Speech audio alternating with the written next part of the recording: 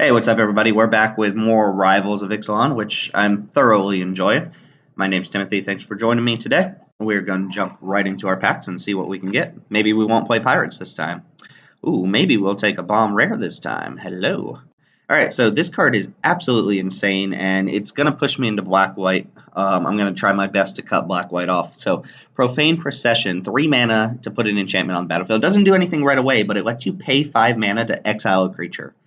And then once you've exiled 3 creatures, it flips or transforms. And the backside lets you start playing the creatures that you exiled for 4 mana, also adds mana to your mana pool.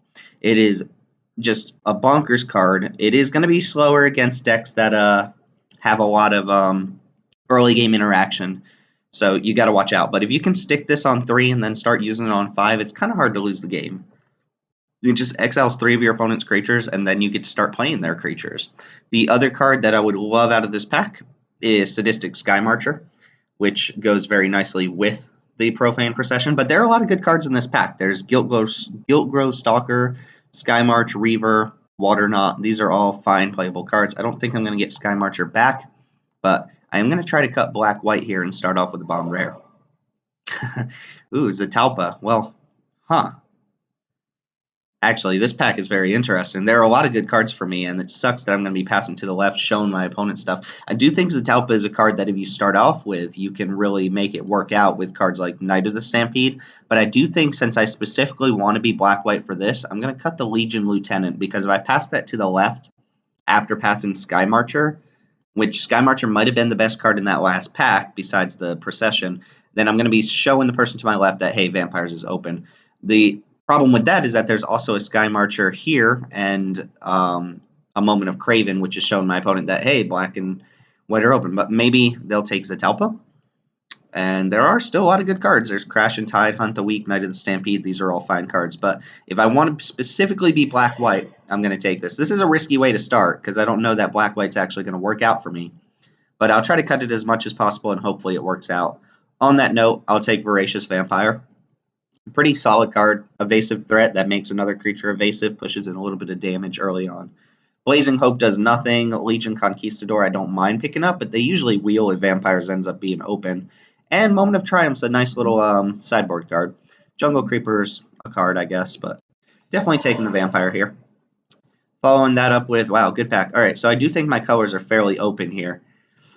I am passing a lot of extra Vampires to the left, though, which really sucks. So Baffling End, Dusk Legion Zealot, and Skymarcher are all good cards. They're all good. I feel like Zealot, or I feel like Skymarcher is the best of the 3. And Baffling End is a good removal spell, but on the note that I've already mentioned, I want to take as many Vampires as possible and try to show the people to my left that you should not be taking Vampires here. Somebody to my left is definitely taking Zatalpa. And whoever took that is probably going to take Baffling End unless they also took the Skymarcher and want to be Vampires as well. So this is a tough pick for me. I think 2-drops are super important, so maybe I want Zealot, but Skymarcher is also just much better of a card. So I think I will take Skymarcher here. And follow this up with a Zealot or a Sanguine Glorifier. There's also some really good cards. I think Deadeye Righauler is one of the best blue commons in the set. I've played this card multiple times. It's not too hard to get the raid going, and it just out-tempos your opponent quite a bit. Glorifier is good and Zealot are good, but here I'm actually going to take Zealot. I prefer the lower curve of the deck than the higher curve, and I only have 1 2-drop so far, so I'll go and pick up Zealot, and maybe Glorifier wheels if nobody's in Vampires, since a lot of white players are going to be interested in Divine Verdict. Now we can take a Glorifier, since the only other card in the pack I'd even remotely be interested in is Mausoleum Harpy. Grasping Scoundrels is not really what I want. I'm just going to push Vampires as much as possible, but this is a good start. We've got a Bomb Rare, and we've got 5 Vampires that all work well together. Looks like we're going to go ahead and put a pause on that for a second, since this pack has quite a bit of nothing. I could just take the rare to have the rare. Might actually do that. Snubhorn Sentry is not a card I'm going to actively play here, although you are more likely to ascend in Vampires than a lot of other decks, I think. And then Dark Inquiry, I'm actually going to take this in case I play against Tetsamok. And then they reveal it, you board it in, you're like, haha. Fathom Fleet Border's okay, but I think I'm just going to take Vampire Revenant. I don't really like this card. It's easy to kill. It doesn't match up well against any other flyers, but it is a vampire. It gets the boost off of Voracious Vampire and Legion Lieutenant. Also can suit it up with Sanguine Glorifier, so it fits the deck. Might as well take it. Here, I mean, water not being in the pack this late is kind of interesting. I could take Canal Monitor, but this isn't really a card. I'm just going to take Cleansing Ray for the mirror match or any enchantments that need to go away, like a Profane Procession.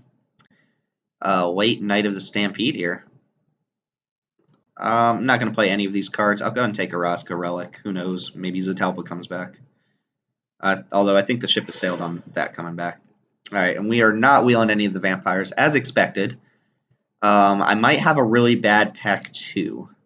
Just saying, because the person to my left is very likely in some combination of black and white. Yeah, I'm not going to play any of the other cards.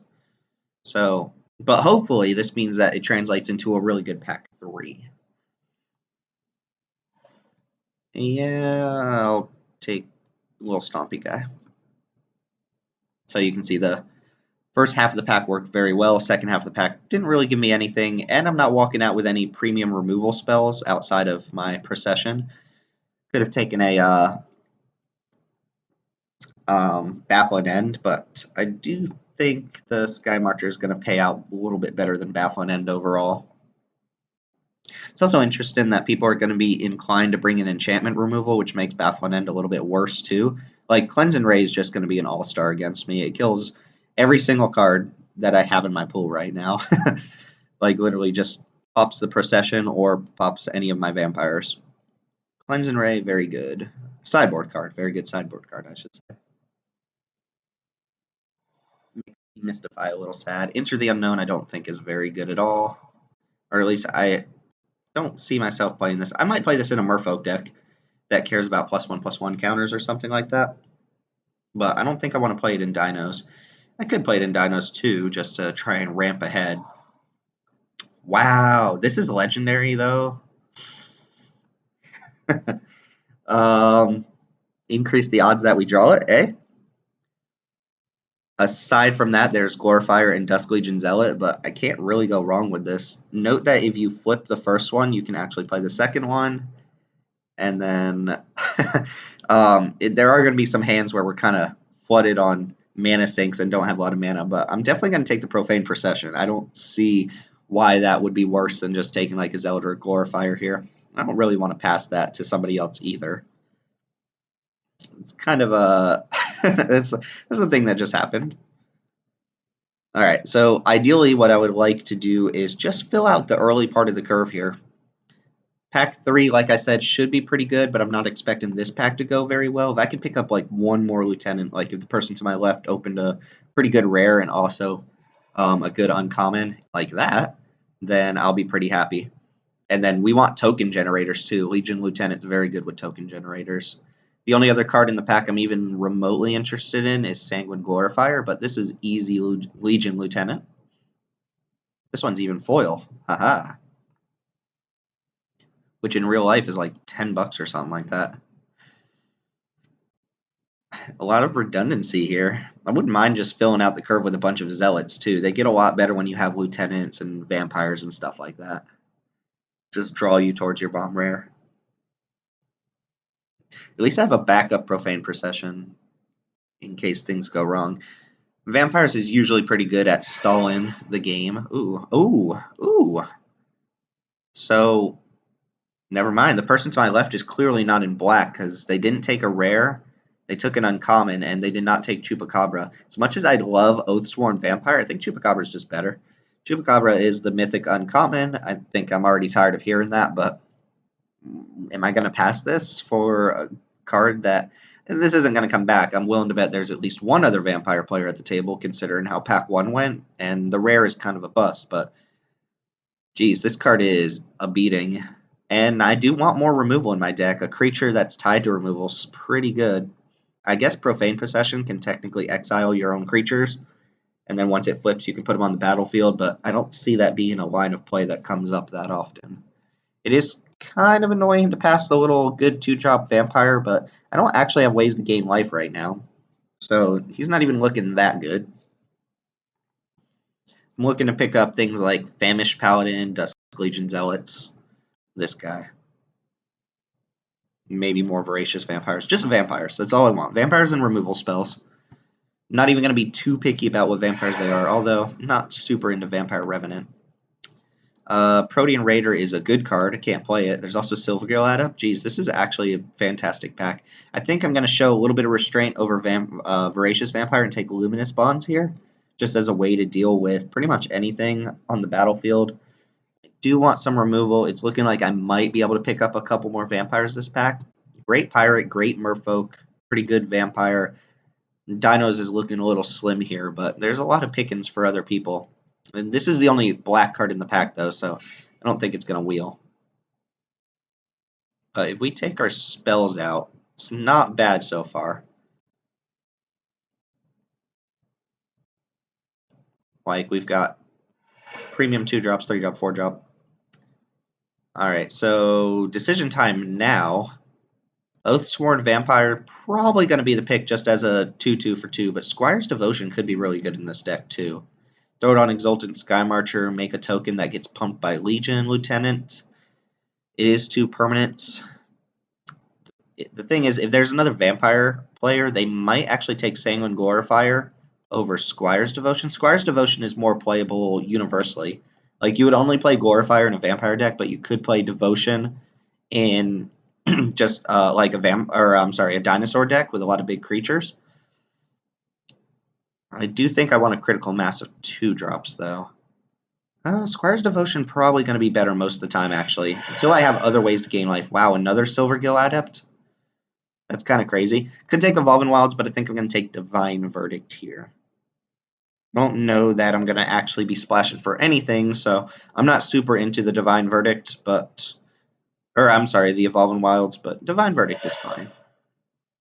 And here, there's a Vampire Revenant, but I like Moment of Triumph. Gain 2 life. I didn't take the 2-drop, so that doesn't matter too much, but it's a decent little combat trick. I like having 1 or 2 combat tricks, so we'll take another one, I guess. Over Pitiless Plunderer. Doesn't do too much for a deck like this. Nice. Alright, so wheeling a Dusk Legion Zealot is great. Let's see if we can wheel any more of these vampires. Wow, Dire Fleet Neckbreaker came back around. This card was an all-star for me when I played it last time. I say that. I only played it in like 1 matchup, but...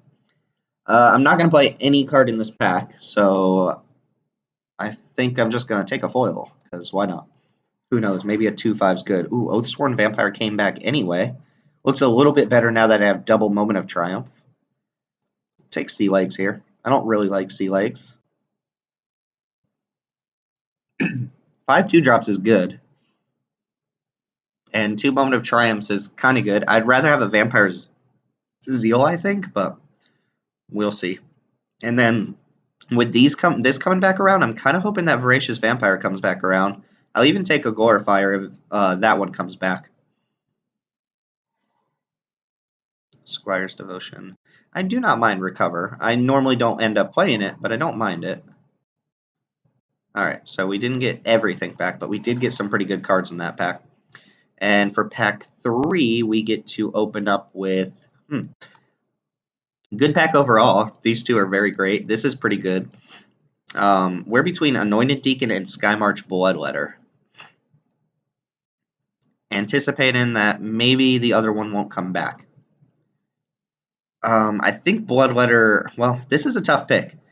Anointed Deacon with some of the flyers is pretty good, but Skymarch Bloodletter is also just fairly decent, and my inclination is to go for the lower part of the curve than the higher part of the curve. And if we get Deacon back, I'll be super happy, but I don't see that happening.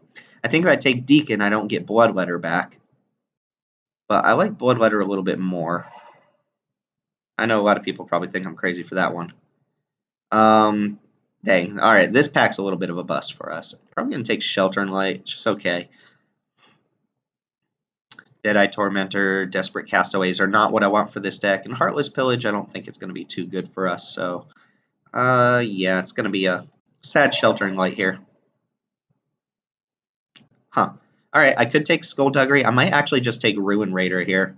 I have a pretty low curve deck, and even though this is not a vampire, it works pretty well, and I don't think Duskborn Sky Marcher is very good. It is good with the Legion Lieutenants. It's going to be pretty good if I get Anointed Deacon back, but I kind of like Ruin Raider. I have a couple little evasive flyers and stuff, makes Ruin Raider a little bit better. Queen's Agent is not a bad top end, but Territorial Hammerskull is a beating. Again, not a vampire, but it works just fine in the context of this deck. Ooh, Deathless Ancient. And another Hammerskull. I do like Deathless Ancient here. Unfortunately, I don't have a lot of token generation, but who knows? Maybe I can pick up a Call of the Feast in the next couple picks here. I do like having a top-end card, though. There's a Bloodletter. Legion Conquistador is null and void at this point. Definitely like Bloodletter. Not even disappointed that I have multiple Bloodletters instead of an Anointed Deacon, but this pack's working out fairly well for us. We picked up 2 non-vampires, but they're pretty good. I don't know that I'm going to play Shelter in Light. I'm not a huge fan of that card. I do think it's fine. Like, could easily replace a Moment of Triumph. It's good against things like Divine Verdict and just removal spells in general. It almost plays like a white dive down instead of a blue dive down. And the Scry is a nice little bonus too. It's good with Squire's Devotion too. My removal is looking light though. Although Profane Processions do a pretty good job of being removal. I'm not going to play anything in this pack. Demystify is unnecessary when I have double Cleanse and Ray, and Cobbled Wings is okay. Just okay, though. Not that great. I'm just going to take a rare here. Could take Interloper, but I'm already going to be making cuts. I can put a rare in my sideboard. Ooh, Mark of the Vampire. Jeez, come on, man. This is a tough pick. I think I'm going to go Paladin with the Bloodstain. It's very good with these Lieutenants. Has an up on Mark of the Vampire, but I already have Mini Mark of the Vampire, and I would not mind Skyblade of the Legion, but I am a big fan of this.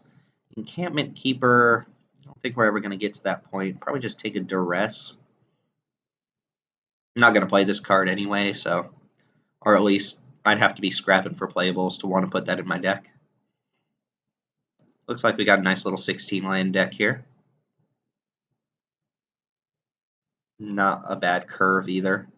Might not play Recover. Never seem to actually play Recover. And plenty of creatures. I mean, Recover gets a lot better when you have something like Chupacabra. I will take Desperate Castaways in case a 2/3 blocker starts to look good. Raider's Wake isn't even bad. What if I get that other Conquistador back? Raider's Wake is pretty sweet if you get ahead of your opponent, but it is another 4-mana card. Nah, I'm not going to ever play Duress, so maybe Raider's Wake is good enough. I don't want to play against this. I guess Spread and Rot has some sideboard applications. Legion's Judgment is not a bad sideboard card to pick up here either. And Interloper's not terrible either. So do we have the perfect vampire deck? No. But we have a pretty good one. I mean, double Profane Procession is something, and double Legion Lieutenant makes this deck look a little bit better than it might actually be. Plus, my curve is reasonable. Let's do that again. Alright, so I think if I cut Interloper, this looks pretty solid. Let me just run through real quick and see if there's anything I'm not super excited about playing.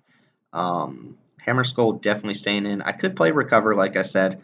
Recover is a nice little 2-for-1 for a deck that's not going to have a lot of card draw, although I have double Zealot and Ruin Raider. So I wish I'd picked up maybe a little bit more life gain. Anointed Deacon did not come back, but I am actually happy having Bloodletter over it. It's not like I just straight up passed it for, a value card or anything. I took an actual playable card in my deck. And Bloodletter's still just good with Lieutenant. I mean, I keep saying that, but every vampire is good with Lieutenant. Oathsworn Vampire, I have, I think, 4 ways to gain life, which is decent. 5, including some lifelink tokens. 6, 7, something like that. And all my 2-drops are pretty good. Only 5 2-drops is a little disappointed. I would have liked to pick up maybe 1 or 2 more, but got to take your picks when you get them. And anything I'm interested in playing here, you play a Sheltering Light, but I think I'd rather board this in against like red decks or something like that are going to have a lot of just straight up damage spells. And Legion's Judgment I still don't like as a main board card. Definitely a sideboard card. And yeah, so this is going to be the deck. I think we're about split here. Picking up that Chupacabra was nice, and picking up a second copy of my bomb was nice. Even though, like I said, they can't persist on the battlefield at the same time because they're legendary. But let's see if we can flip this and put it to work. It's going to be good, I think, against Dino decks. Much slower decks, so I think I'm just going to play 8 and 8 here. Should go like 9, 7 or something like that, but double white card makes me want to go 8 and 8. Not amazing mana. Did not evolve in wilds. I don't think I want a Rosca Relic for any reason. I mean, in the time it takes you to get this down, I'd rather just be playing a land to get closer to activating this. This can easily take over a game if you can stall it out, but we didn't get a lot of token generation overall. We didn't get any Martyr of Dusks, no Queen's Commissions, nothing like that. So we're just going to have to trade off and hope that Profane Procession is good enough. But at any rate, we got us a little Vampire deck here. Appreciate you guys watching. Let me know in the comments below what you would have taken or if you saw something that went wrong. And yes, I know Anointed Deacon is very good in Vampire, so thanks for letting me know. But anyway, my name's Tim. See you guys here in the matches in just a bit. All right, starting up match 1, we're playing a Vampire deck with an immediate mulligan. The little one-lander. This is not much better having these guys in hand, but at least I get to scry, and hopefully if I hit a land, specifically a plains, curving these two is not bad. We are in the play. Absolutely keep that on top. Start off with a swamp and pass. Let's see if vampires can do the trick here. Like I said, my removal's pretty light, so if I fall behind, I'm going to have trouble kind of keeping up with an opponent, but we shall see. I'm going to go ahead and run this out. Absolutely. No point sandbagging it here. You do have to watch out with these lords. They are very high power level for uncommons, but if you go for like a big attack expecting your lord to pump everything, then you run into situations where they can destroy your creature mid-combat and then suddenly all your creatures are smaller than you anticipated. Well, I get a free attack here because this guy comes in tapped, which is something I forgot about. My question is, which of these is more important to play? Kind of like the Hammer Skull. I think my opponent's going to leap back. Skymarch Bloodletter is going to be good at any point, although Bloodletter attacks for 3 in the air. I'm going to go Hammer Skull here. This makes their blocks a little bit worse. Oh, they're playing blue? They're probably splashing blue and missing white, I would assume, if this is in your deck. Okay. Alright, that being an island is, or that being a land instead of a non-creature spell is actually quite brutal. Which means my opponent, oh no, my opponent couldn't attack me there. Alright. Well, I get to freely attack into him as long as I tap down the vampire. And they can't really block here. And I could play this. It's going to be a 4-2. Uses my mana better anyway. At the very least, if I can no longer attack on the ground with my creatures, I get to attack with a 4-2 in the air. My opponent plays the island we know about. This is an odd combination. They're probably not vampires. This is probably just in their deck as a 2-mana guy. Alright, so yeah, very likely pirates. I'm guessing.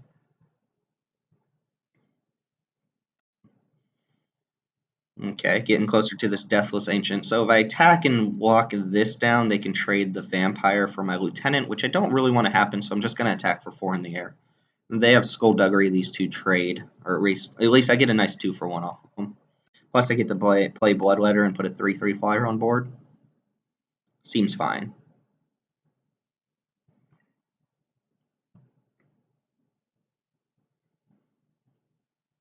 My board does get a significant amount worse when this Legion dies, which I'm assuming it will at some point. Anytime you play against a black deck, you kind of feel that's going to happen.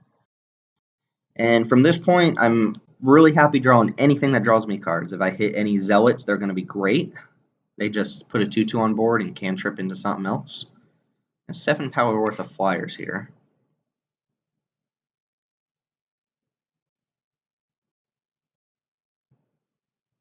And my opponent, oh, draw 2. Okay, that I'm fine with.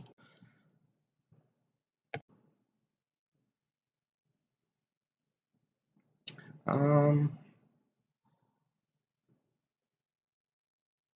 right. Interesting. So they could represent a bounce spell here, or they're doing something right away. Another Oathsworn Vampire. Huh. I didn't expect that at all. I think I'm just going to come in with my flyers. If I attack with everything and tap down Oathsworn Vampire, they're going to block with the 3/3 on one of these guys. They're going to have to chump with Siren Lookout on something else. And then I can Divine Verdict this and leave them with just 2 Oathsworn Vampires to my all-lethal board. This is probably going to go on the Vampire. This is probably going to go on Hammer Skull. They would take 5, go down to 4. And then I have lethal flyers. Question is, do I actually want to even use Divine Verdict on offense? I think I do. Like I said, this forces them to lose some creatures here. Yeah, Hammer Skull's going to tap down the 2/2 so that they're forced to block with the 3/3. I'd rather kill that. I think my opponent's going down to 4 here. They block here and here. Yeah. And those are kind of forced blocks. Although they're blocking the Vampire Lord, not the Hammer Skull, is interesting. I'll represent Skullduggery. Alright. Slim down the board quite a bit. I have a lethal flyer now. My opponent did just draw 2 extra cards last turn, though. I wonder if this was a person in the same draft. We saw a couple of these. We ended up wheeling one, but didn't wheel the other. Alright, so no answer to the fly-in threat there. I consider playing this on the, or bringing it in on the play, but on the draw, it's not a thing I want. Cleansing Ray is not good against the 2 vampires I actually saw, nor did I see any removal spells from the opponent, so I think I'm just going to keep things as is right now. I mean, Desperate Castaways is not a bad blocker against 2/2s, but I already have cards that can trade off for it or block, so I think I'm just going to leave things how they are and see if we can out-vampire the pirate deck. Also, that was a mold 6. It played out well. This is pretty good. We get to curve 2, 3, 4 if we draw a land. I am probably going to take some damage, I imagine, up to that point. Alright, don't mind drawing extra lands here.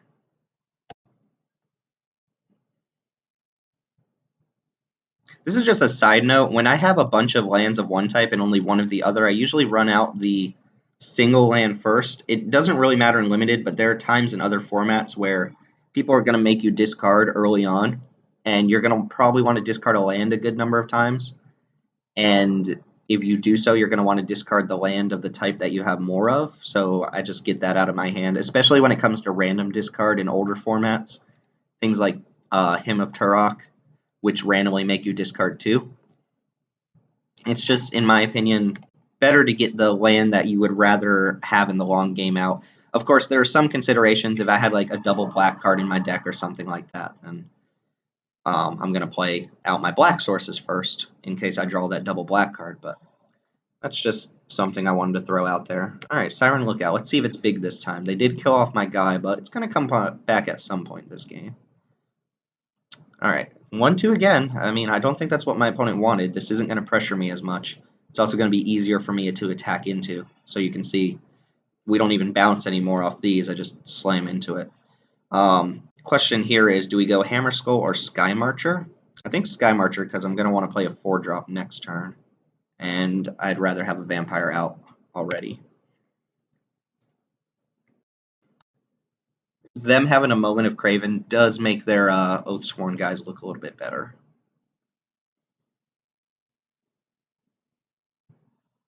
So we're probably going to go Glorifier next turn. Put a counter on this, assuming my guy's actually still alive. If not, I might just play out Hammer Skull.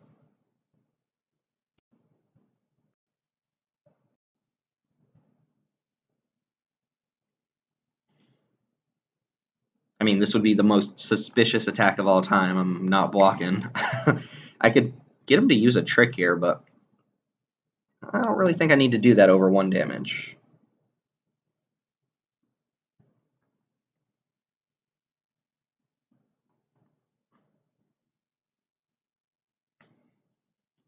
They're debating on something here.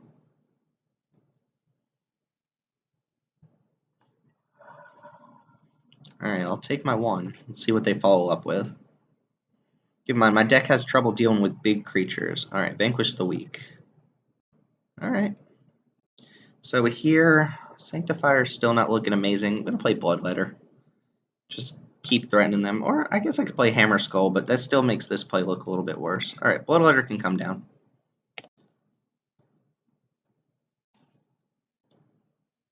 I assume they're going to make the same attack as last turn, but if they're on infinite removal spells, this could be a little problematic for me. Makes these cards worse if my vampires keep dying every turn. Although, had they not done that at sorcery speed, they would have gotten the counter out of my Glorifier. So them doing it on their turn was a little bit weird. I would love to have a moment of triumph in my hand just so I could like kind of block and fade Skullduggery. But this isn't dealing a lot of damage to me, so I don't think I have to worry about it too much. I've already griped enough about Explore, but it's a good mechanic. I love the mechanic. It's really fun, but it's unreliable. Like, my opponent would be much better off with this being a 2-3. And there are times you don't need a land at all. Like, it looks like my opponent was pretty set on lands. Them hitting a land there is not what they wanted.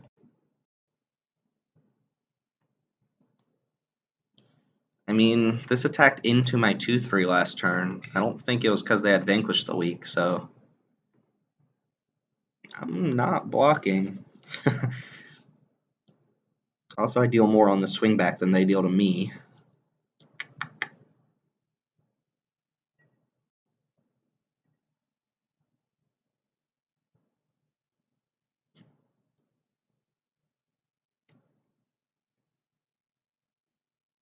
See if they have another removal spell.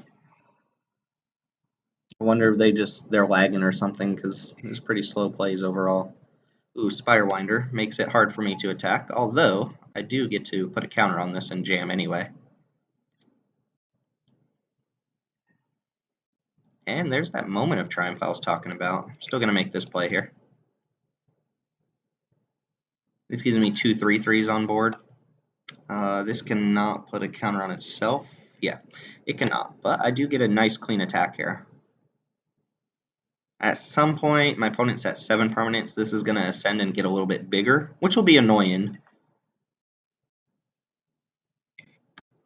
But at least this way, we're kind of in a race with each other, and our boards are about even, I would say.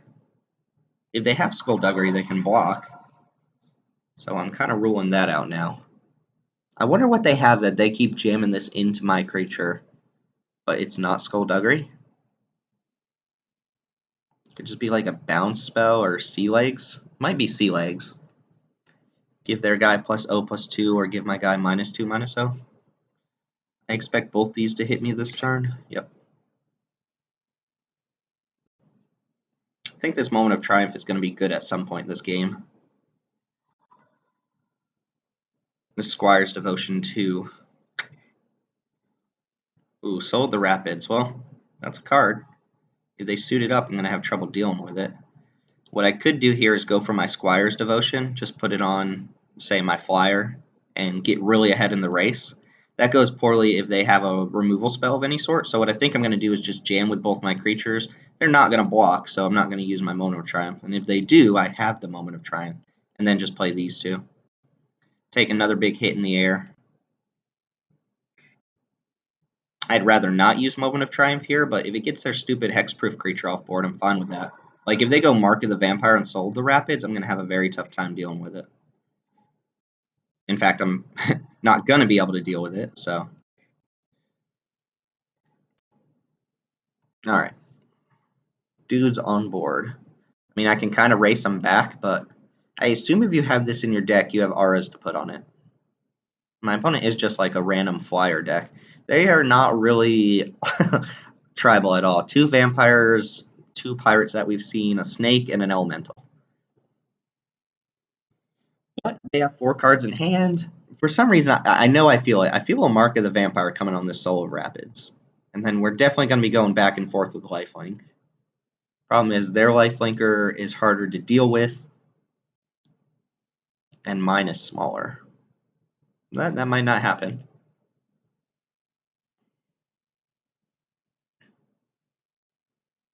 Hammer Skull pretty decent here. It means that there's no incentive for them to leave creatures back. Since if I just like tap down their 2/3 and attack with all of these, Water Knot on Hammer Skull. Okay, well, never mind. There goes that.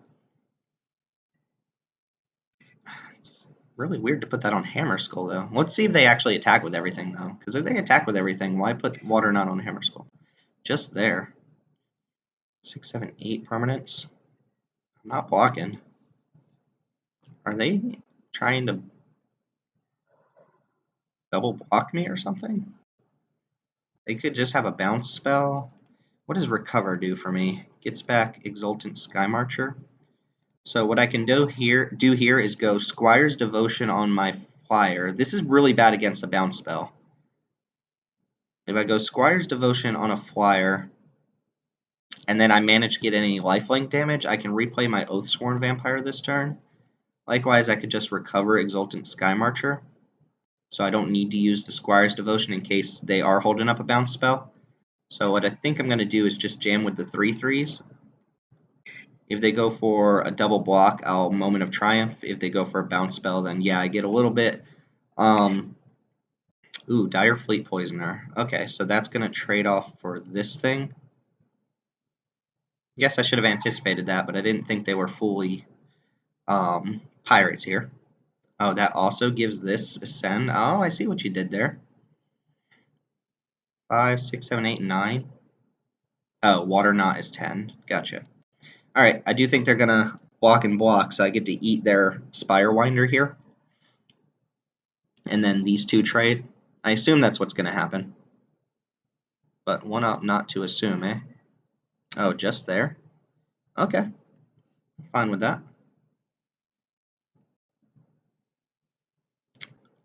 It's a close race. So here now I think I go Recover and replay Sky Marcher. Get to draw another card this way too. Sky Marcher blocks this pretty well. It can also trade for Soul of the Rapids. And we drew a land, it looks like. Alright, let's see what happens this coming up turn. That was a nice play from the opponent. They got to instant speed Ascend, even though that didn't matter. And they're anticipating a combat trick from me. Alright, let's see if this gets the counter.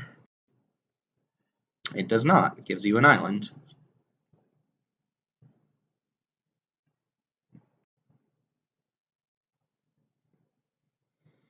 You can deal 7 to me. 7 in the air.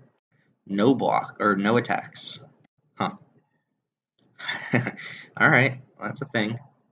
I don't think they have a bounce spell now, so I think I'm going to Squire's Devotion up. I have 7 mana. I can Chupacabra this and then Squire's Devotion either of my flyers. I think I'd rather just hold up Moment of Triumph. Let's go and take out their 3/4. And then I can replay Oathsworn Vampire if I have to use my Moment of Triumph. Nom nom nom. Chupacabra eats the snake. Alright, now we go attack, attack. And you left Soul of the Rapids back, so I assume it's blocking, but we know one card in their hand, and we don't know the other. Well, let's go for it.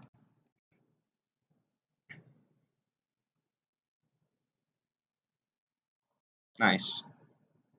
And I gain the 2 life, and I can replay my Vampire. Alright, this is looking pretty settled now. My opponent's going to have something really good. Not an island. Another Siren Lookout. Alright. Probably saves them a turn here. With a negate on top. Well, I'm definitely going to run this out now. Otherwise, it just gets negated. That did get the counter. So what do I want to put Squire's Devotion on? Currently, if I attack with my flyers, they can eat this. I'm going to definitely just put it on the 3/4. That way, well, if I put it on the 4/4, they can't actually kill the 4/4.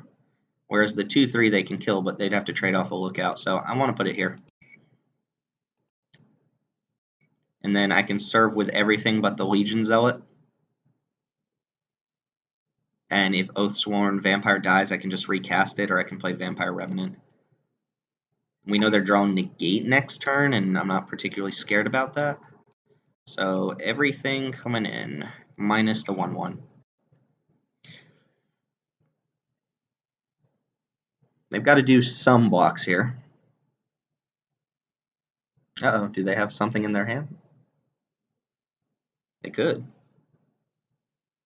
Remember, they still have one card we don't know about. Otherwise, why chump with that one? It could be a -2/-2 here. Yeah, nice. Opponent still takes 4, though. They go down to 5. Still get to eat one of their guys and play another flyer here. And they have a negate coming. I guess they're fairly stable with this 2/3. And they're drawing negate, so any non-creature spells don't do anything. Because if I attack with both the flyers, these bounce and these trade. Then I get in 2, 3, 4. So let's think about that again. If I attack with everything, let's just say they eat like this and this. They're not going to eat this because I'm going to gain life. They could double block here, and then they take 3, 4, 5, 6, 7. They can't do that.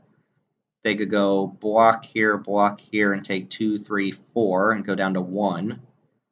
Or they could block. They don't have very good blocks anyway.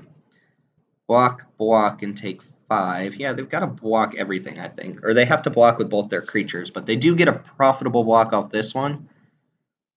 What happens if this goes here and this just eats like a 1-power dude? They can't do that because then they take 4. So they have to block the Revenant plus one other creature. So I like jamming with everything here, and then any creature's lethal next turn. I've thrown away a guy here, but I think it's fine. They're going to have to deal with multiple threats next turn. Also, if for some reason they do block the 2/2, then I get it right back.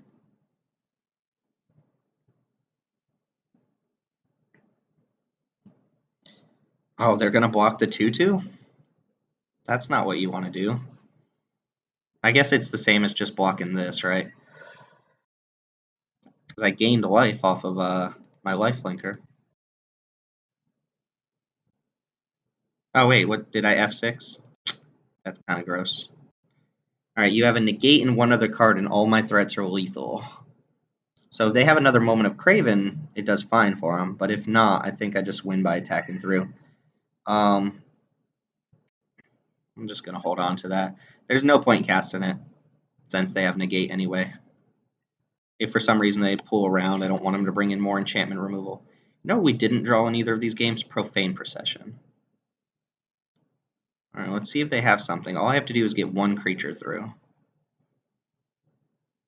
So they go like block, and then kill a guy, give some extra life here. Alright, what you got here? Oh, they did draw a Moment of Craven right off the top. Alright, so now they're fairly stable. I mean, they're at 2. If I draw another removal spell, then Luminous Bonds deals with it. Because they're going to have to blow negate. Wow, they drew that right off the top, the third one, too. Alright, pretty good from the opponent. I think all I need here is a Profane Procession. Or any removal spell, because Luminous Bonds on this is going to prompt a negate. And then I can slam Procession and just start using it. Ruin Raider is actually not bad here either, because what I can do is do a chump attack, and then play Ruin Raider and start drawing some extra cards. I mean, my opponent could come back around with this with that top deck Moment of Craven. They have 3 of them in their deck. Makes the Oathsworn guys look a little bit better.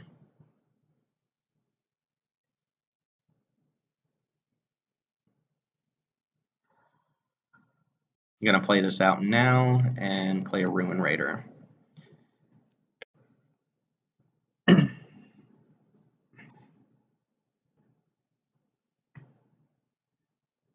Ooh, I mean, that's a pretty big game. I did lose 6 off of that, though. I hit the highest mana cost card in my deck. Of course. And I'm giving my opponent outs to draw out of this situation. But I think Deathless Ancient's going to be just good, right? Be careful to not actually die. Alright, so they're playing out the land, showing me that, hey, we still just have negate in the hand. I think I would have bluffed at that point. They can't afford to attack me. Alright, there we go. So, if I attack with everything, they're forced to trade these two off. That leaves them in kind of the same position as last time. I think I just play Deathless Ancient here. Attack with both, let them trade these two. Cast Luminous Bonds or Profane Procession. 1, 2, 3, 1, 2, 3, and next turn I can start activating. Whereas if I play a creature that gives them the out to draw another removal spell, Procession doesn't really give them that out. I think I'm fine trading off the Raider here. I'm going to go for Luminous Bonds now, just to get that negate out of their hand. They have to use it. Either of these should win me the game. Yeah, you have to negate this, otherwise my flyer's lethal. But you have a negate. Oh, did they? Oh, they ditched negate to the graveyard. Never mind, they have a card we don't know about. So I probably could have won a couple turns back. Yeah. All right. Well, it didn't cost me the game, but that's pretty horrendous misplay to not notice that they threw the negate in the graveyard. Fun little game there. Drew Profane Procession. We were about to go off. All right. I'll see y'all for match 2. All right. We're back for match 2 with our Vampire deck on the play again. Fortunately, winning our die rolls today. This hand looks good. If I'm not under a lot of pressure, I get to play this at some point, and I just have a naturally good curve. Play this on 2, this on 3 if I have to, Chupacabra to eat something and start activating Procession. Of course, that's kind of ideal situation, nothing's getting dealt with, but most people do not have enchantment removal in their main deck, and opponent goes down to 6.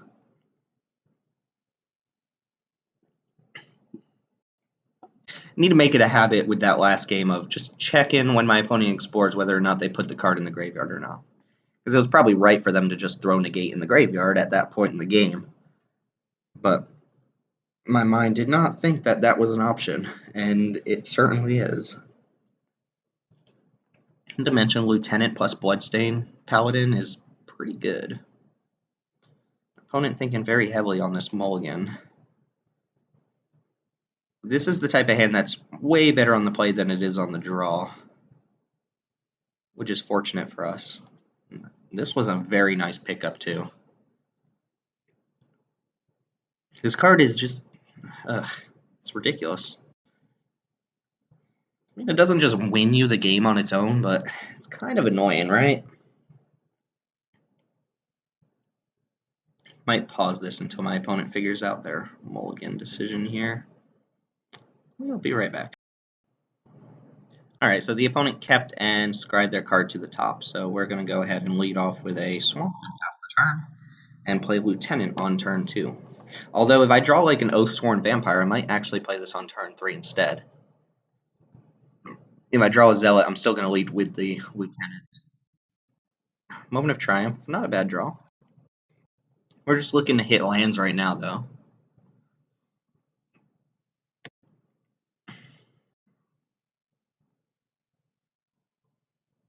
Black-green. Yeah. Ooh, that's actually a pretty good draw here, because it lets me jam and gets a 3/3 Menace on board. Very good draw. And now we just want to hit land off the top. This is not what I would expect from black-green, but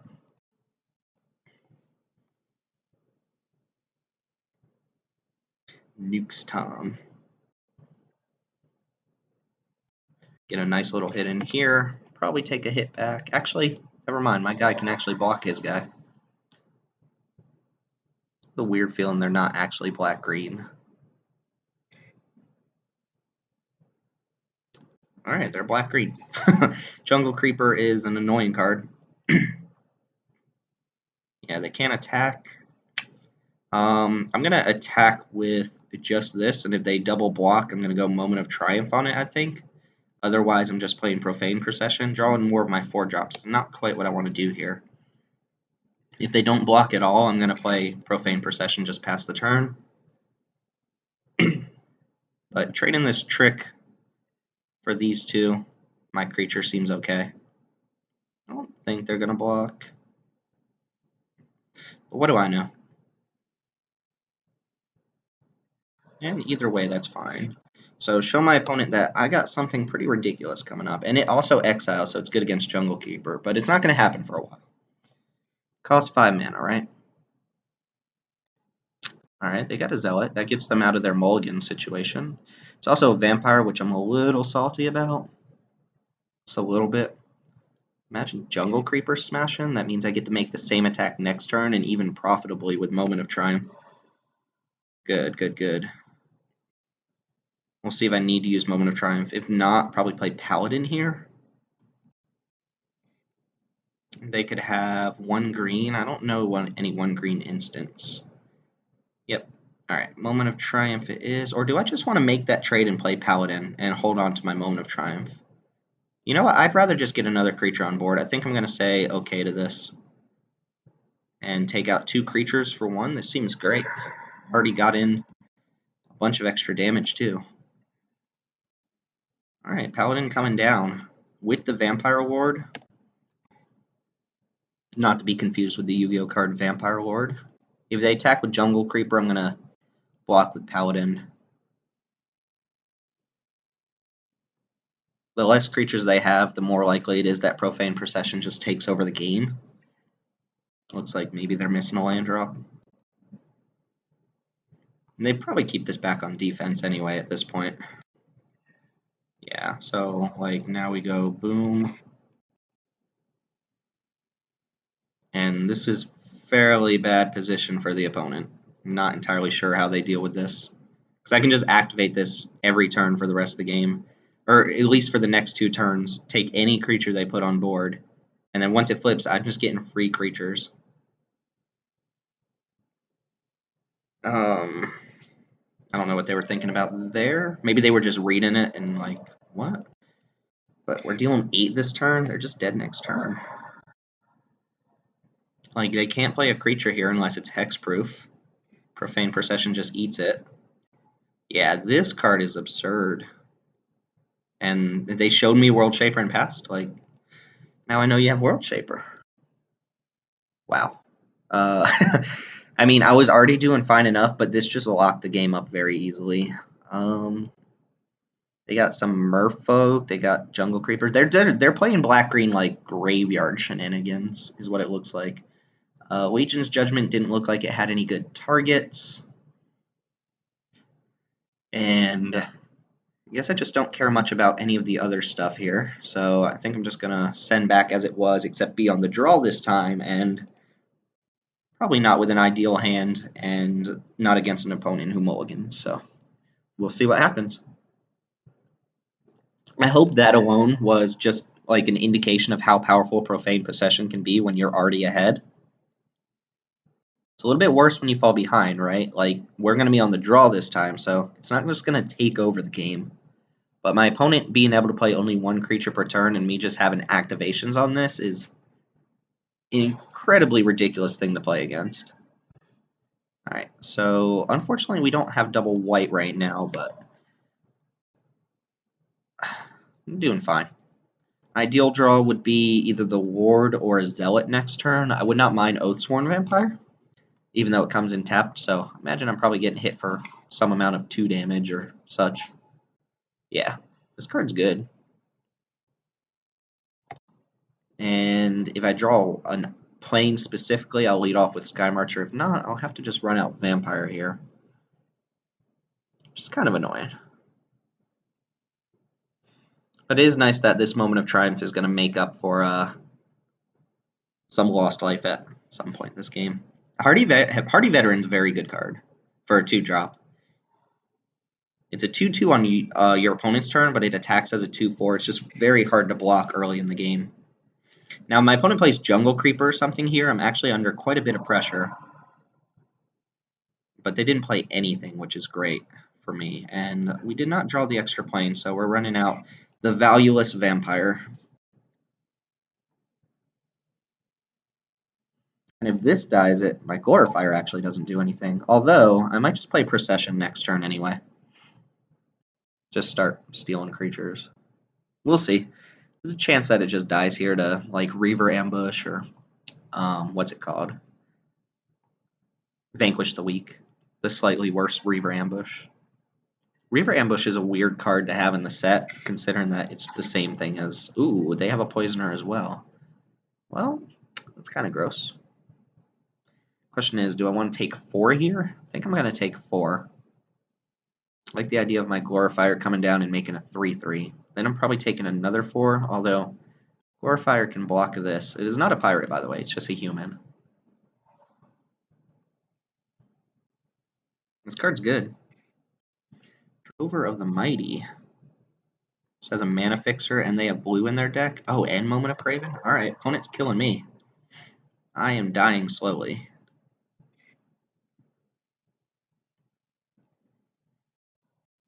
Alright, that wasn't bad. I think I still want to get Glorifier down. So that next turn... Well...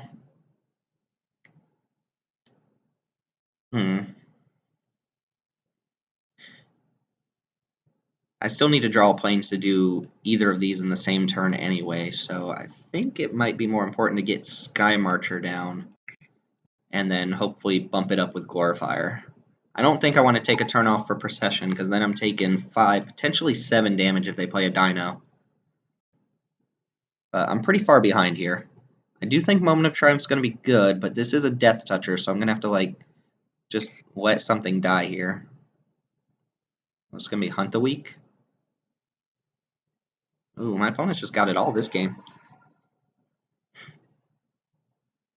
Alright, I'm taking 6, down to 8. Will play me a 3/3, I think. And if my opponent has any more removal spells to back it up, I'm in a lot of trouble.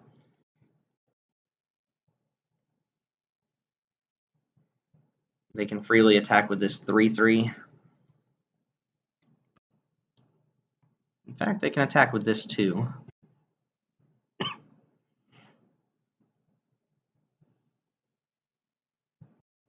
I mean, this was nice from the opponent. 2-drop into removal spell into 2-drop, 2-drop removal spell, 2-drop removal spell.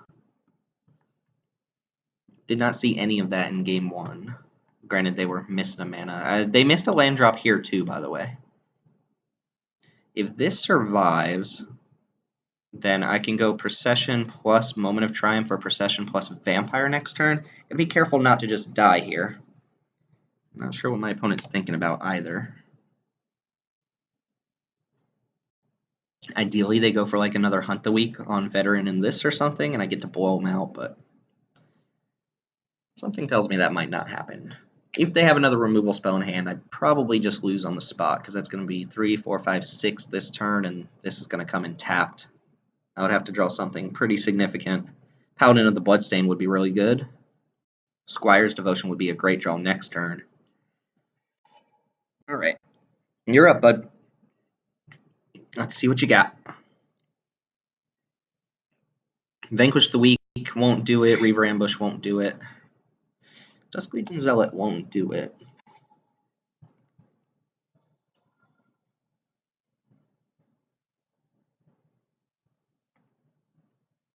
Attack with the 3/3. I'm going to try to get this off the board. I don't know if it's going to work or not, but I'm going to attempt to.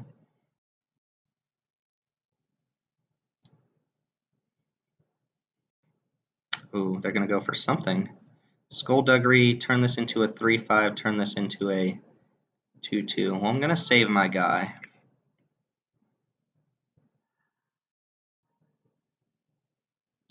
Their guy doesn't die, though. And I go down to 7. Alright, I need a different 2-drop besides... Oh no, another creature too. This is bad. Jungle Creeper. This is very bad. This might just actually be dead. Alright. I have enough mana to play all 3 of these things. If I like block here and gain 2 life, I have 9, 3, 4, 5, 6, 7. I'm not just dead, but I'm pretty close to it. And they have no cards left in hand here, so maybe we can eat some creatures and pull this out.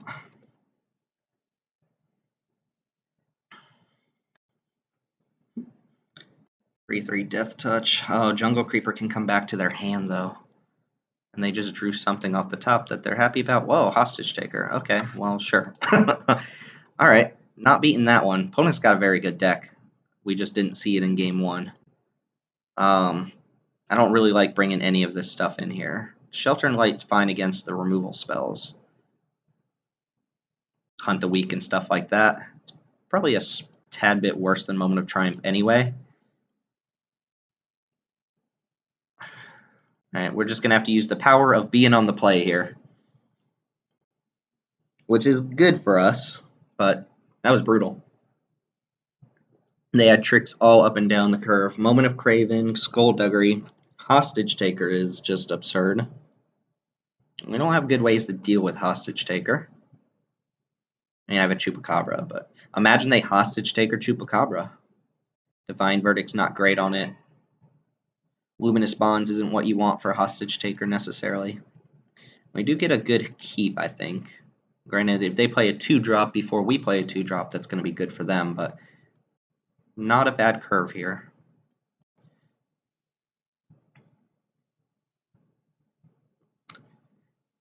Probably playing Bloodletter on turn 3, and then if I draw a land, I might go Voracious Vampire plus hold up Moment of Triumph instead of playing Paladin in case they go for Hunt the Weak. Moment of Triumph can really get them there.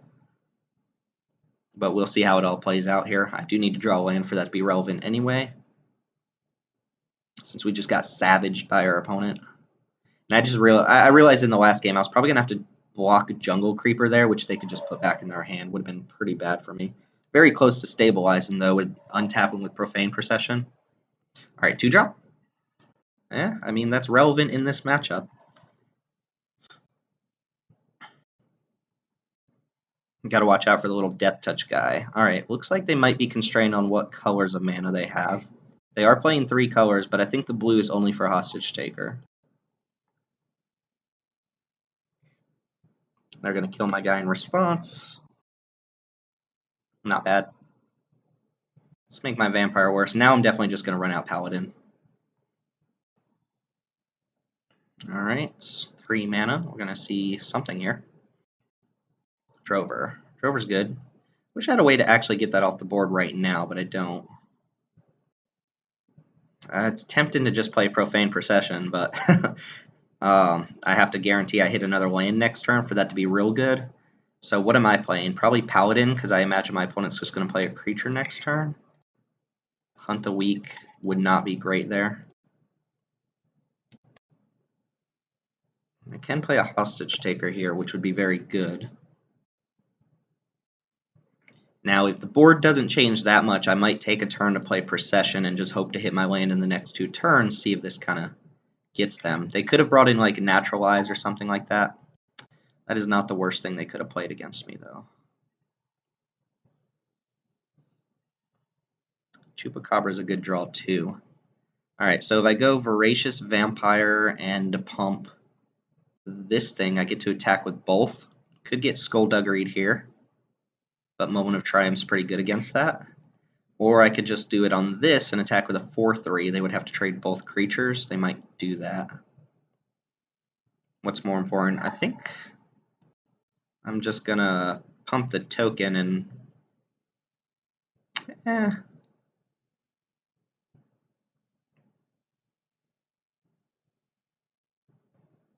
Yeah, if they want to trade a token for Hardy Veteran, I'm fine with that. If they want to trade Hardy Veteran for Paladin, I think I'm okay with that as well. Ooh, they are going to go Skullduggery here. So I get them with Moment of Triumph, I think?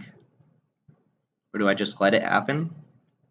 Skullduggery given that +1 and this -1, so I go Moment of Triumph on this thing. It'll make it a 3/3, and it's still pretty good attacks.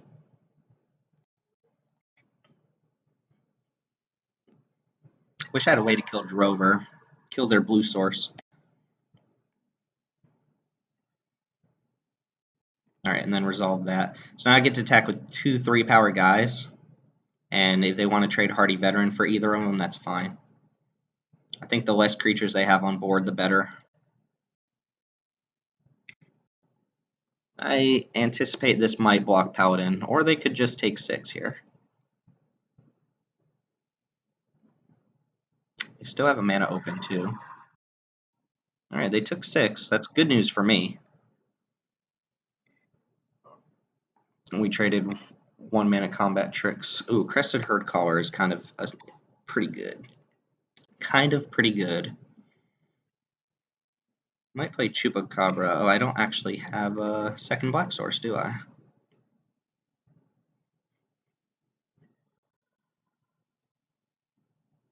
Alright, that's not great. I can afford to attack with a 3/3 here. And then play Hammer Skull, I guess, or I could play Procession. Oh, this is a 3/3 now too. This is not actually good for us anymore. I anticipate the token will block this, but I don't know for sure. The problem with playing Procession is if I don't draw a 5th source, then it looks pretty bad, so I might just play Hammer Skull here.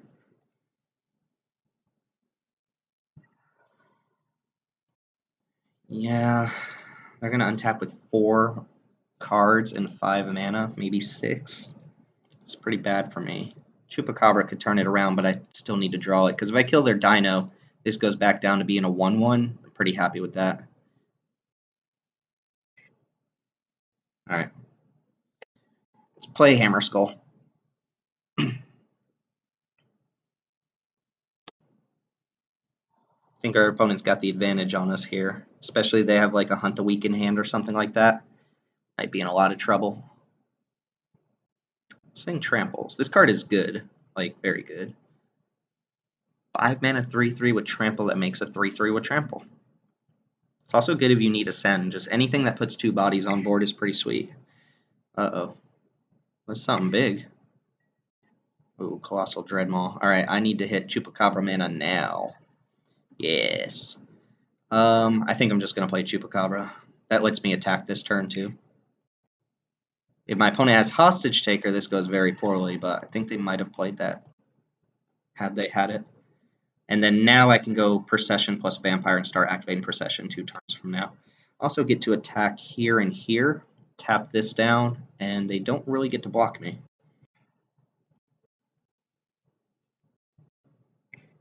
Alright, so this is looking up. I need to fade Hostage Taker specifically for a couple turns, though. Well, I do have the opponent at 11, and I can afford to take a couple hits.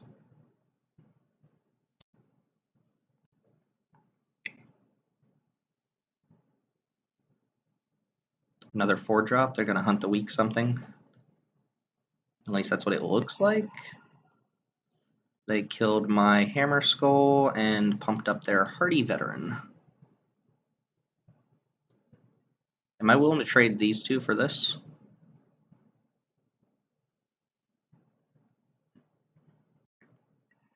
No. Opponent says no, so...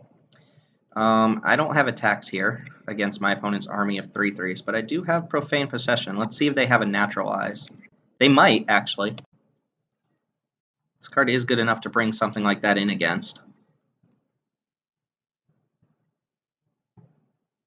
Or Crushing Canopy. Could have a Thrashing Bronodon as well. They added quite a few ways to deal with artifacts and enchantments in the second set, including Shatter for some reason. I'm just not blocking anything here. Like I said, I have a pretty nice life buffer, so let's see if the opponent can do something about it. If not, I'm going to take this Herd Caller, and then their board looks a little bit slim.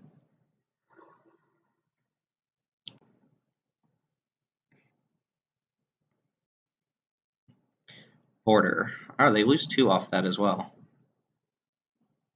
Alright, this costs 5 mana, so I can't play Lieutenant and keep it up, but I do think I'm just going to activate right away and take their thing here, and then I could attack with Drover. Or maybe I just wait and do it at instant speed. Like, I don't need to do too much here.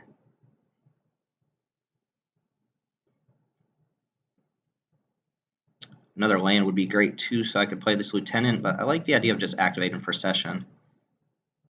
Take your 3/3 off board. Attack with Vampire, trade it for Drover.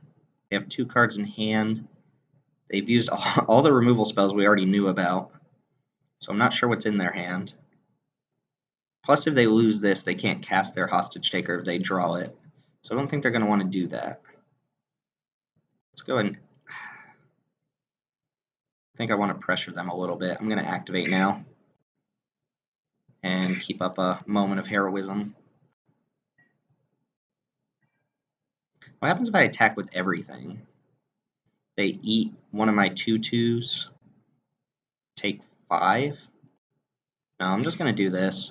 If they have a trick, like, they get to trade it for this thing. Aggressive Urge would be annoying, but I'm fine trading this for Drover if they want to make that block. Oh, they could have the stupid Poisoner, too. Maybe that's why they played a Pirate out.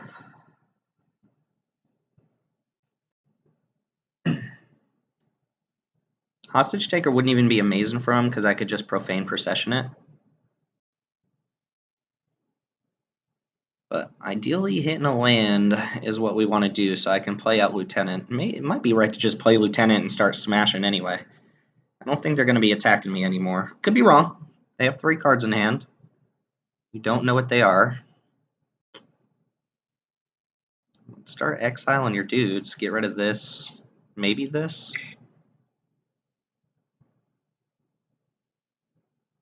Maybe Chupacabra.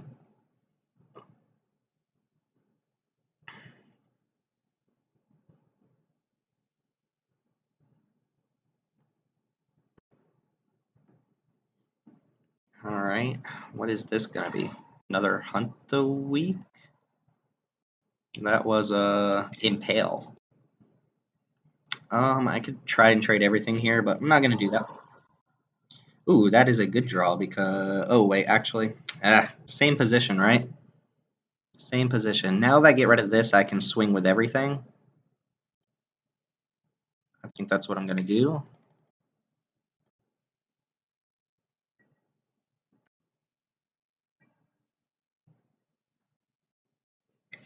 Fine with any tricks that happen here. Pretty far ahead. Still could run into the Poisoner here, which would eat a Vampire. No, they just take it. I go up to 19. Alright, let's see what their follow-up is here. I get to just eat another creature, though. So adding a creature to the board isn't going to do much, but not playing a creature means I just get to take something they already have. It's going to be another removal spell. Be pretty crazy. Is that another Hunt the Week? Jeez. Look at their graveyard. It's a Colossal Dreadmaw and 5 removal spells. Alright, I'm going to take your guy and... This flips now? Alright, so now if I play around Poisoner, I just attack with this. And if they don't have Poisoner, they have to just chump with Drover. Also, this taps for mana now. I can play one of these. I could have played Lieutenant and attacked with both. I forgot that this flips into something that actually makes mana. But I F6'd again. Alright, and now they're just actively dead to the Lieutenant. Don't even have to put their creatures out. This card is insane. Why does this exist? Alright, this should do it. Should prompt a concession, I think. Oh, they're going to make me attack. I think my opponent's deck is solid. I mean, look at what they have. Just straight up removal spells, big creatures. They have a Hostage Taker. But, bomb, bomb, bomb. Alright, see you guys in match 3. Alright, we're in match 3 of this Rivals of Ixalan League. We are on the draw this time, which is significant. Our deck is significantly better on the play than it is on the draw, but we saw the power of Profane Procession last game. It was insane. Ooh. Now, this is a risky keep. It doesn't do anything unless I draw a creature. I mean, Procession's just not going to cut it if I'm under pressure. I think I'm going to keep it because if I draw any creatures, it'll be good. I have creatures that can, cantrip into other cards or do some work for me. That is not what I wanted to see. This could also be a quick lose if my opponent plays something aggressive here. Green-white. Alright, nothing from the opponent's fine, but still nothing from me either. Dusk Legion Zealot, come on. Ravenous Daggertooth. Alright, not the worst thing in the world. I like Bloodletter here. And then I can go Procession plus Moment of Triumph next turn. That's assuming Bloodletter doesn't just die. But I'm not blocking with it. I think this card is overall going to be better than Anointed Deacon in my deck. I like more of a defensive deck. That's not true. That's not true at all. Alright, let's see what happens here. Pterodon Knight. Alright, I guess I'm never attacking again. Could trade here, but I think Moment of Triumph is going to be nice. And my opponent doesn't block, so they don't want me attacking them. Well, I'm coming in anyway. Dang, we drew a lot of lands. It's turn 4, so I've drawn 3 lands, I guess, and a Bloodletter. I'm going to attack.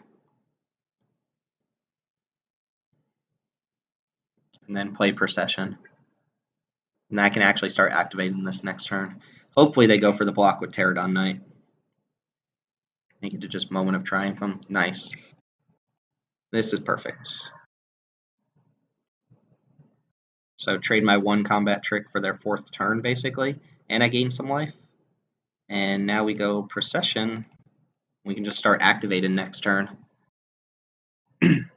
Which is great when we're ahead on life total. So, alright, they got you got the little herd caller again. I'm going to eat that, I think.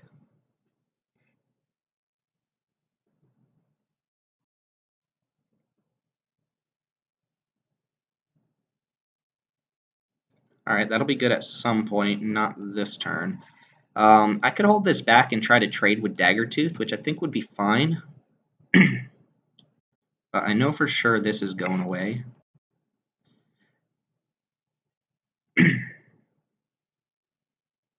Yeah, I think I'm going to trade with Daggertooth. Here's a note about this card. So it only flips when there are 3 or more cards exiled with it, right?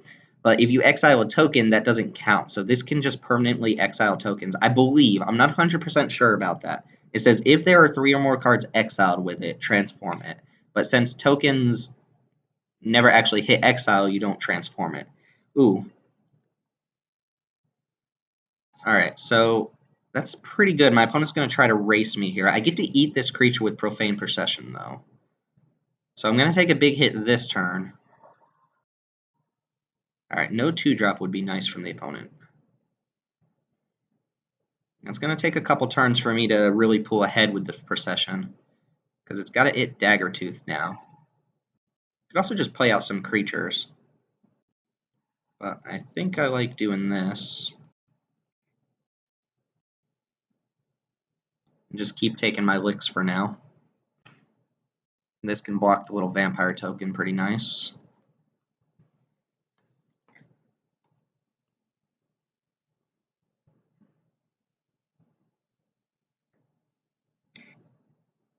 Alright, bombard my guys. So they're trying to come in. I mean, this would be great if they don't add to the board. Now I get to actually just start eating tokens, and I get to play Oathsworn Vampire this next turn. So no creature. Ooh, that's great for me. Alright, so let's see if this works. Exile the token. Yeah, it ceases to exist, so it's not exiled under this. I get to just eat more tokens now. I can eat this Vampire too before I eat another creature. And I get to add Voracious Vampire to the board.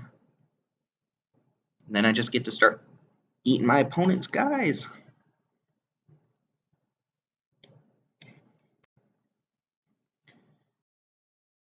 Sultan Sky Marcher. Could just play that as well. So, do I want to flip this now? Or do I want to be greedy and get rid of the vampire? I don't think this vampire is going to matter in the long run, so I do think I'm going to go for this right away. And then play vampire and just attack for 3. Then I can start making blockers. The only difference is that my opponent plays like a 6-drop next turn. I'm in a little bit of trouble, but this also means if I draw another Procession, I can play and activate it in the same turn. So let's go ahead and do this. Wait, why didn't it transform?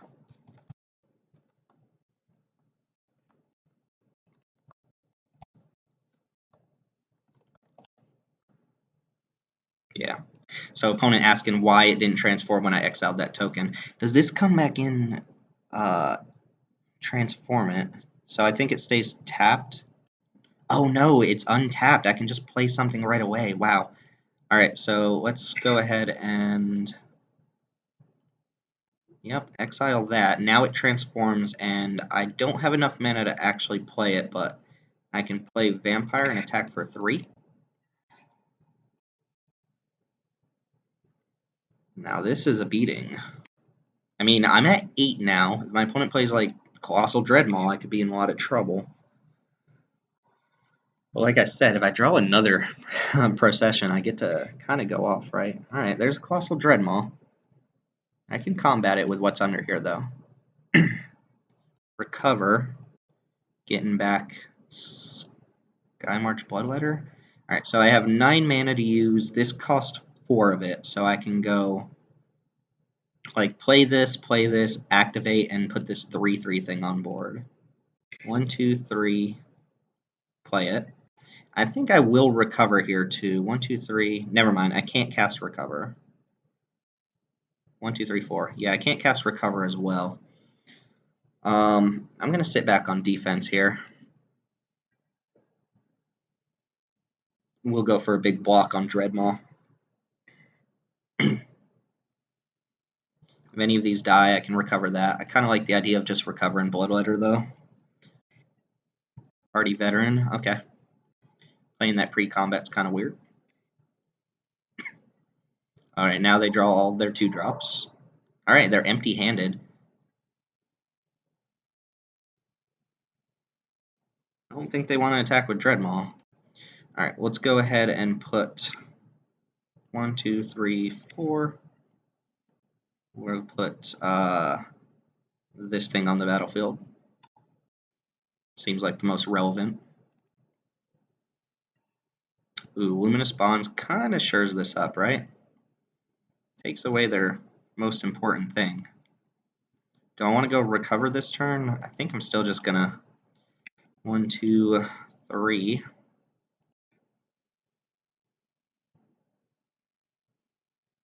If I recover into a land, that would work, but I don't want to be that far behind. I can attack with this and this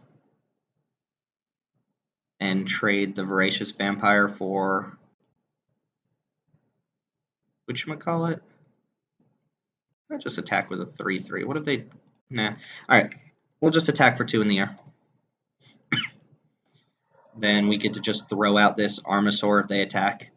Pretty good against Territorial Hammerskull, too. This is gross. I really just want to draw the second copy.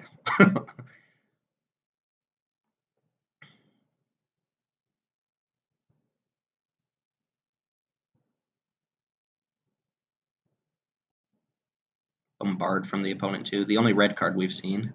It is good enough to splash. Best common in the set. Alright, here comes something. Hunt the Weak. 2/4 on the 2/3.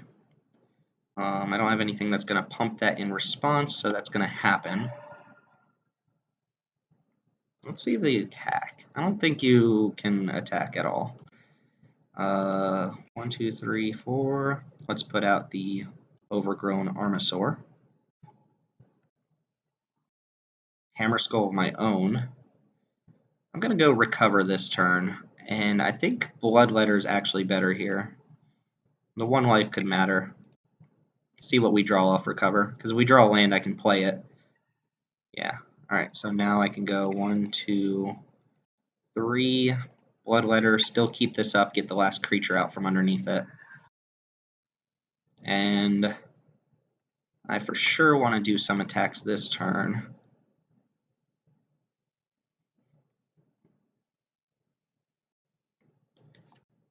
I can get a little greedy here.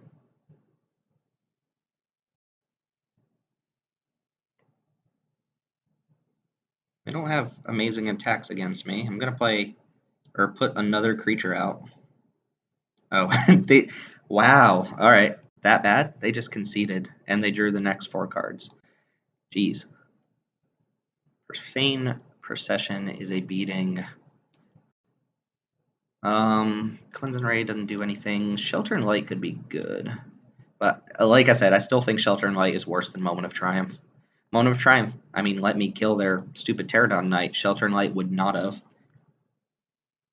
And the 2 life is relevant.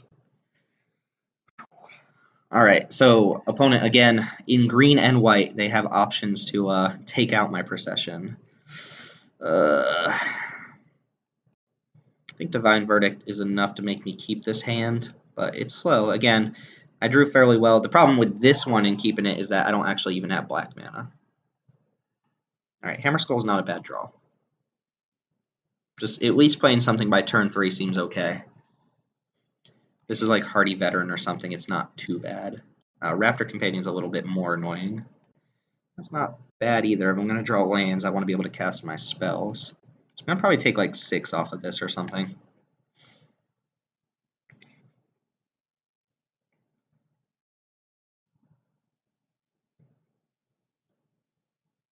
Yep.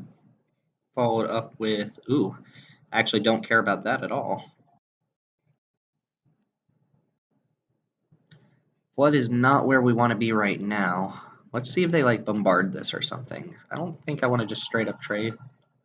Oh, Reckless Rage. Nice. So deal 2 to the barrier, deal 4 to my creature. Follow up with a Pterodon Knight. Opponent going off on me. Kind of gross. Gonna go Vampire Revenant. Think try to trade it off for Pterodon Knight. A lot of ways this goes wrong. Hunt the Weak, the Gleeman Barrier. Luminous Bonds. All right, you got it. I'm taking 6 down to 8.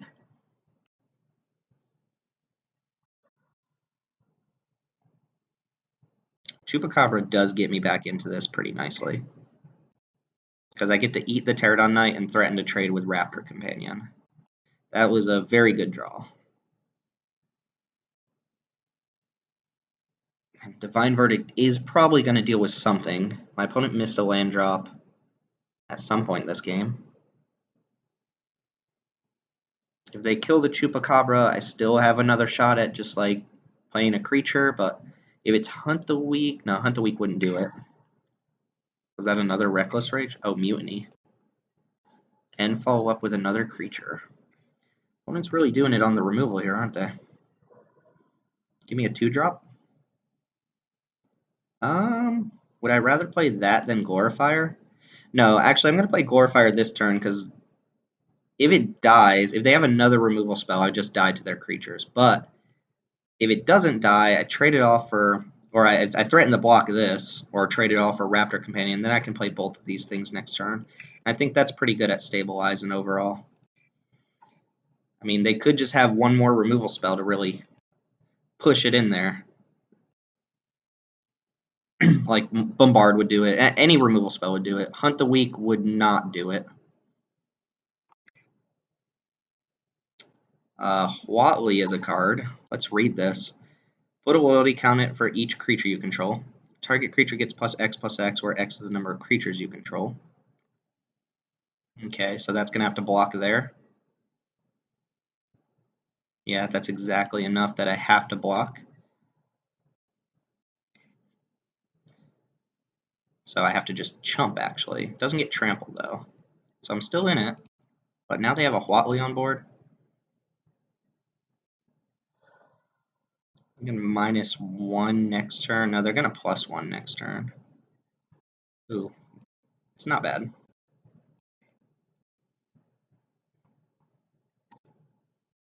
And the extra life matters. It means that they might minus to try and push in a win with this thing. Probably going to Divine Verdict here, though. Hopefully they do this after combat. I don't think I can let Watley ultimate, but I don't have a lot of say in it. Ooh. Oh, that's only -1. Alright, well, I'm going to attempt to go boom, boom.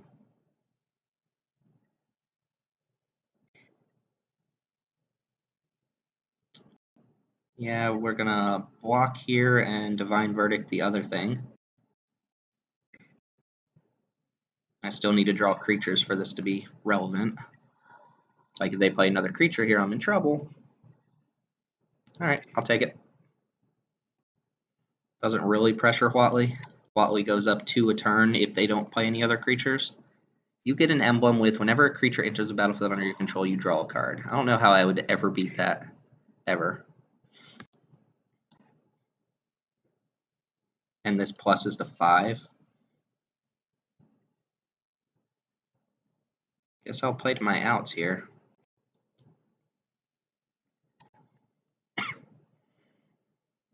Alright, so this is going to ultimate next turn. I wonder if they -1 it, though. So I can't, like, double block or something. Wish I had a way to get rid of Luminous Bonds. Do we see enough to bring in... Dang, they did.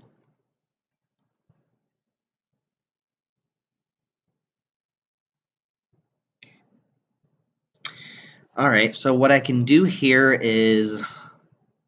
Oh, these things trample, though. Alright, so we'll do what we can. Block. Block. Moment means that I'm going to be down to 2 this turn. They didn't reorder either, so I get to save my 2/3 flyer. So if they have nothing, of course. Profane Procession would be good here. 1, 2, 3. No, it wouldn't. Recover would. No, Recover wouldn't work either unless I drew a swamp off of it. All right. What's our out? What are we drawing? Swamp. All right, you got it this one. Watley seems good. Who Watley? Don't really have good answers for it. I could bring in this Raider's Wake if I'm on the play.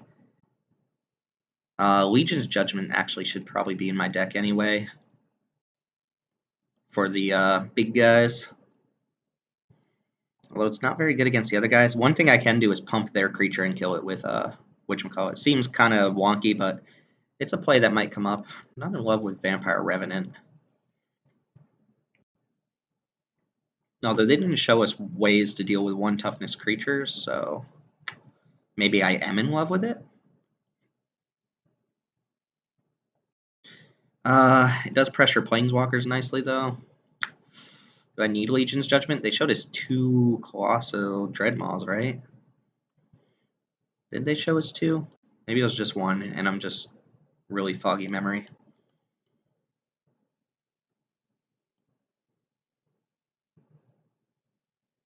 If this was an instant, it'd be great against Watley, but it's not. I think I'm just going to leave it out.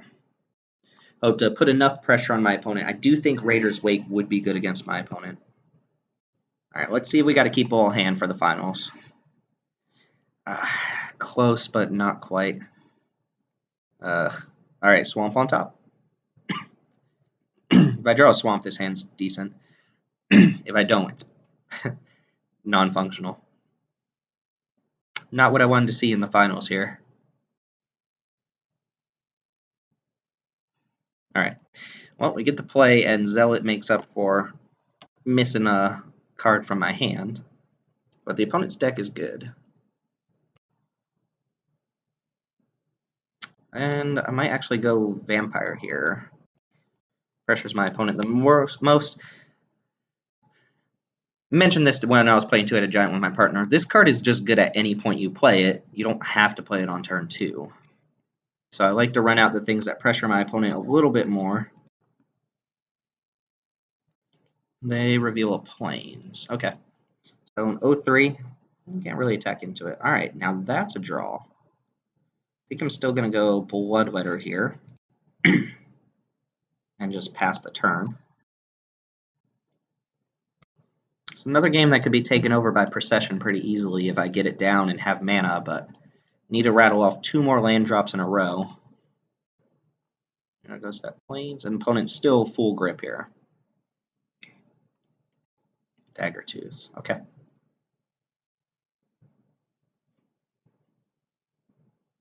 I don't think you're attacking with your 0-3. I mean, that's a land. Not quite the land I wanted. I think I'm going to play this first. Before anything else, see what happens. So it just, like, hits a swamp. I mean, that's a good draw.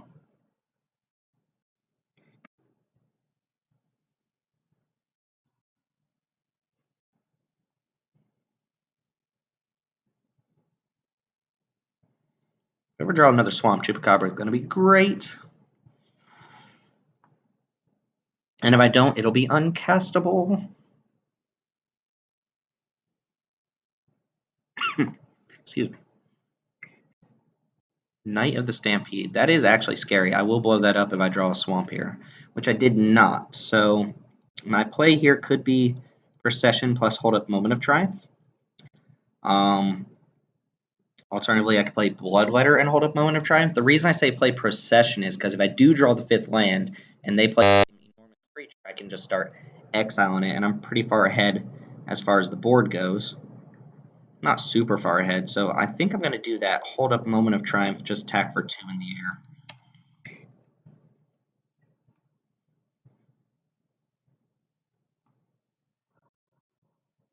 Although getting Bloodletter down is nice. Yeah, I'm going to play Procession here, which goes badly if I don't draw land, but hey, I have faith. And besides, if I draw a Swamp, I might just play Chupacabra anyway. But I might use this Moment of Triumph on defense here, depending on what my opponent does. Like, if they tap out before combat, I feel a little bit better about using this to deal with something. Mutiny, have this deal 2 to this. That's okay. Well, they overtap for their Raptor Companion. I mean, they still have mana flowing, but it's fine. They're doing this all before combat. They're just going to lose out on that forest there.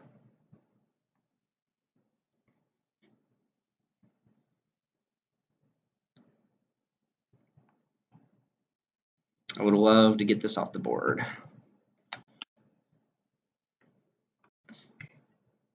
New Horizons. Where's the counter going to go? Okay, that makes sense. So they have 1,000,000 mana. Attack with your 4/3. I can block with Oathsworn Vampire. I can trade them off. Trade that plus Moment of Triumph, though. Yeah, well, actually, if that's the case, I'm just going to leave back my 1/1. Trade this off for that and 2 life.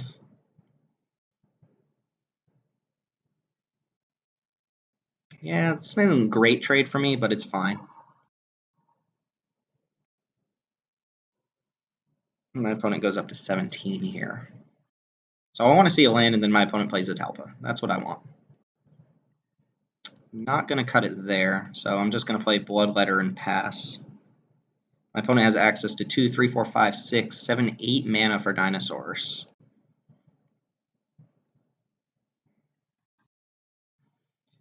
Still fine here. Barring some really good removal spells. And as long as I don't draw my 6-drop, I'll be okay. Wow. Sure, I'll make this trade if possible. I don't. Oh, my opponent's just fine with that.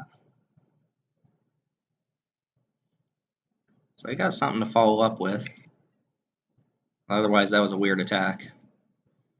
Or they have 2 things to follow up with. Ooh, the Gleaming Barrier I don't care about, but I do have to watch out for Reckless Rage here if I try to go like Squire's Devotion. I'm going to go and play this Glorifier and see if they Devotion or they Reckless Rage in response. And I like just holding up my 3/3s here on blocks. I don't want to fall too far behind. And these two do block there too. In fact, I could go for a double block on one of them. I don't get super blown out by Reckless Rage there. Ah, that's gross. So they don't have attacks this turn. Nice. All right, so now we can start leaning on Procession to take care of things. Probably starting with this Dinosaur token. And we're still, 1 black source away from 2 for 1 in them off of the Ravenous Chupacabra.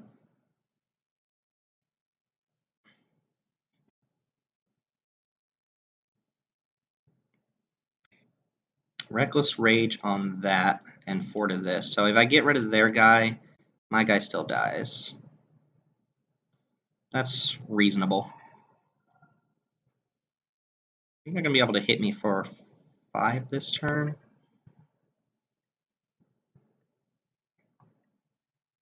If I trade a 3/3, yeah. So I think what I'm going to do is pop the token here. And then block one of the 2/4s. Could trade for a 3/3, but not in love with that.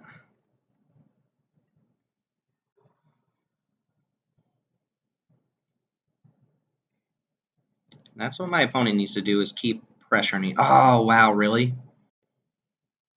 Like the best thing my opponent could have drawn. Ugh. Alright, so if I procession this, I'm taking 5. They just draw another creature. I still can't play Chupacabra.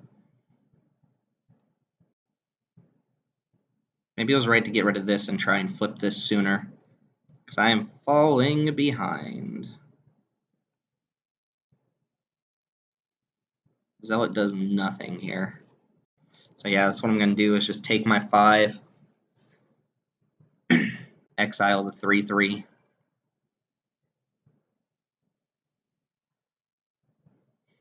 This is attacking too. My opponent has no fear.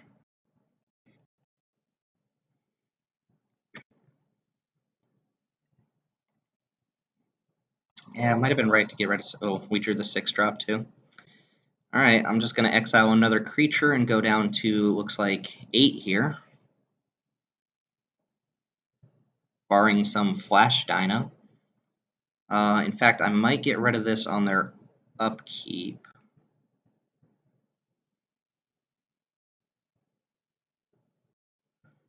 That way, 1, 2, 3, 4, 5, 6. If they draw like a 7 or 8 drop dino, they can't cast it. Although I think they have a land in their hand.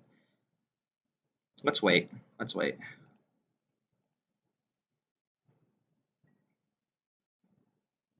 I need them to brick for a couple turns.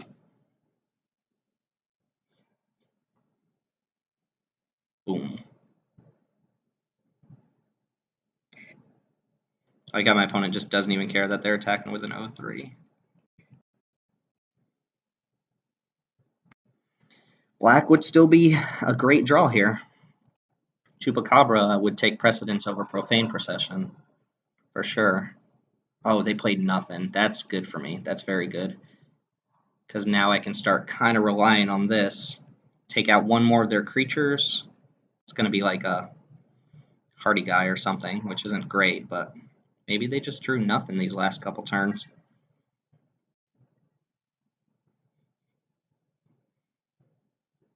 Yep. Let's get rid of this. That actually gives me another mana too, of any color, so I can actually play Chupacabra. Like, they might be sandbagging a 6/6 or something here. They're not. Alright, so I think what I want to do here is 1, 2, 3, 4.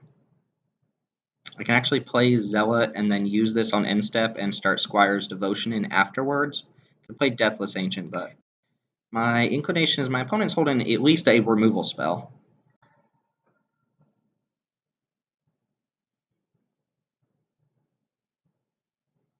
Let's see if this is good enough.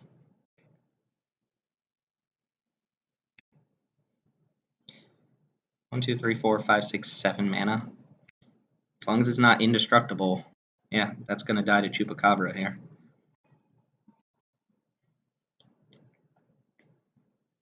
They get to attack freely with the Reach guy. Oh, no, they don't, because I can put a creature on the battlefield.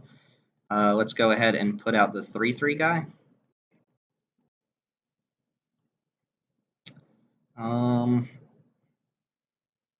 Yeah, it's just the best card to put out.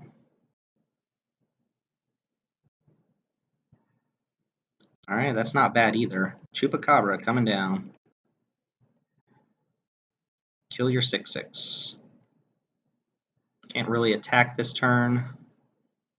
Not activating this turn. I guess if I put Squire's Devotion on a 3/3, I get to attack. So let's do that.